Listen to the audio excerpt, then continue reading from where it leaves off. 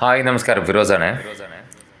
ഞാനേ ആധുനിക വൈദ്യശാസ്ത്രം എന്ന് തള്ളിമറിച്ച് ഊതി വീർപ്പിച്ച് വെച്ചിരിക്കുന്ന വലിയ ബലൂണായ ഒരു സൂചി കുത്തിയാൽ പൊട്ടിപ്പോകുന്ന അത്രയും സ്ട്രെങ്ത് കുറഞ്ഞ ബലൂണായ ആരോഗ്യ വകുപ്പിൻ്റെ കീഴിലുള്ള കോഴിക്കോട് ബീച്ച് ഹോസ്പിറ്റലിൻ്റെ നേരെ ഓപ്പോസിറ്റ് ബീച്ച് ഹോസ്പിറ്റലിൽ നിന്ന് എന്ന് തോന്നിപ്പിക്കുന്ന രീതിയിൽ കോഴിക്കോട് ബീച്ചിൽ കടലിലേക്ക് ഒഴുകി വരുന്ന മലിനജല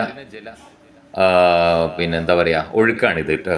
ഇത് എന്താ പറയുക ഒരു ഡേർട്ടി വാട്ടർഫോൾസ് എന്ന് വേണമെങ്കിൽ എൻ്റെ ഫിറോസിൻ്റെ ഭാഷയിൽ പറയാം. എന്തായാലും ഇത് കാണാത്ത ഒരു ടൂറിസ്റ്റുകളും പുറത്തുനിന്ന് വരുന്ന വിദേശികളായ ടൂറിസ്റ്റുകൾക്കും കോഴിക്കോട് നിന്ന് പുറത്തുനിന്ന് വരുന്ന ആളുകൾക്കും ഒക്കെ കാണാൻ വേണ്ടിയിട്ട് കോർപ്പറേഷൻ ഒരുക്കി വെച്ച വല്ലാത്തൊരു മായ കാഴ്ചയാണിത് കേട്ടോ. തുറന്നിട്ട വളരെ അശാസ്ത്രീയമായി തുറന്നിട്ട മലിനജല ഒഴുക്ക് കുത്തൊഴുക്ക് പുഴയിൽ നമ്മുടെ കടലിലേക്ക്.